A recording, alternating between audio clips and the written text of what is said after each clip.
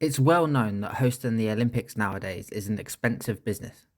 Every game over the last 60 years has gone over budget, and cities and their citizens are wise to this. There are waste and environmental issues, and often controversy generated with the impact of residents and the awarding of contracts.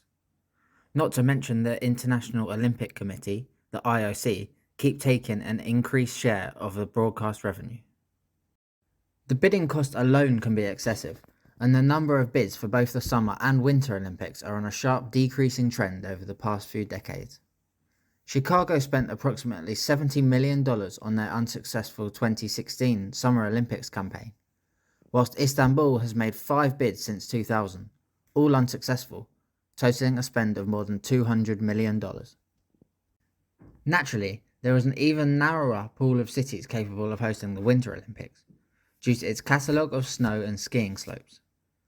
For the hosting of the 2014 Sochi Games, Russia spent a whopping $51 billion, the largest outlay in both Summer and Winter Olympic history. This included new roads, venues, and a railway, along with over 400 snow machines. The massive expenditure frightened many potential future Olympic bidders, with city council objection and public opinion causing some of the parties who had already submitted applications for the 2022 winter edition to withdraw. Oslo, considered the frontrunner, also withdrew after Norwegian media revealed some of the IOC's demands, which included control over all advertising space throughout Oslo and a cocktail reception for the IOC's members at the Norwegian Royal Palace, with drinks paid for by the royal family. Interest in Winter Olympic bidding was fading, and for the 2026 edition, the IOC opted to simplify the bidding process, which would reduce costs for applicants. However, only 2 cities made it to the final selection stage, with Milan and Cortina d'Ampezzo of Italy edging out Stockholm and Åre of Sweden.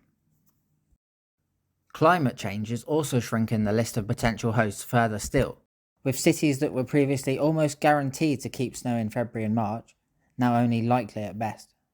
The IOC requires bidders to have at least 80% of snow sports venues in existence at the time of application, and to have a climate-reliable outlook until at least the middle of the century. At least the IOC do seem to be aware of the issues they face in the future, as in 2022 their executive board allowed their future host commission time to study the idea of rotating the Olympic Winter Games within a pool of climate-reliable hosts. They also decided to delay the decision of the 2030 Winter Olympic hosts until 2024, after Spain and Canada withdrew their interest. The Commission later reported that there are currently only 15 countries on 3 continents that meet the condition of having at least 9 out of the 11 required venues. Furthermore, by 2040, 2 of these 15 countries will no longer have the necessary reliability for the Olympic Winter Games held in February, and 5 will not for the Paralympic Winter Games held in March, which means a pool of potential hosts reduced to around 10 countries. Thankfully for the IOC, by 2023, there were applicants from 4 countries for the 2030 edition. In 2024, partly in order to not lose valuable bidders and partly to avoid a low turnout at the 2034 bidding, the IOC approved the principle of a double allocation for the 2030 and 2034 Winter Olympics. This is despite the IOC president Thomas Bach previously saying that this would not be the right thing to do. The IOC stated that this decision would bring security for the Olympic movement, whilst allowing it to reflect on the long-term future of the Olympic Winter Games. As it turned out, the IOC went one further by effectively also dishing out the 2038 Games at the same time. The 4 bidders were Salt Lake City, Stockholm and Åre, Switzerland and the French Alps. Sweden missed out yet again, this time due to its political support being too conditional, and anticipated revenue being interpreted as too ambitious. The French Alps, with 95% existing venues, were named as the preferred host for 2030, and Salt Lake City, with 100% existing venues, preferred for 2034. Public support, existing venues, and extensive experience in hosting winter sports events were given as reasons for selecting both. The Olympic Village and all indoor events in 2030 will be held in the Mediterranean city of Nice, whilst in 2034 all venues are located within an hour of the Olympic Village. Switzerland were given the unprecedented stage of privileged dialogue, with the IOC stating that it will not engage in discussions with other potential hosts for the Olympic and Paralympic Winter Games 2038. Given that this privileged dialogue will last to the end of 2027, and the Games are 2 months later, barring a sudden withdrawal or significant oversight from Switzerland, they will be hosting across the country in 2038. Interestingly, its role as host country of the IOC was given as one of the reasons of selection.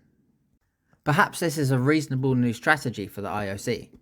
By the time of the next selection of hosts for the 2042 edition and onwards, one would hope that a new batch of cities would be interested, assuming they still have reliable skiing slopes, and these could again be handed games going forward.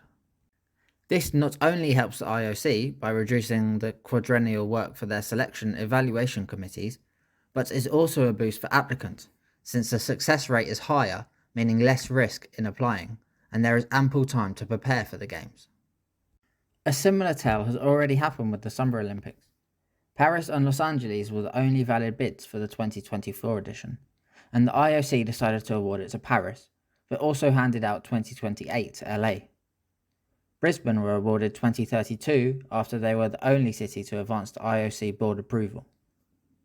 Among the various downsides to hosting, there are benefits which will always cause some nations to express interest. These include boosts in tourism and global trade and stature, a sense of national pride, and inspiring young generations. Whilst the Olympics as a spectacle is not under any threat at the moment, what is clear is that, for the Winter Olympics at least, we may have to get used to seeing the same host cities every few decades.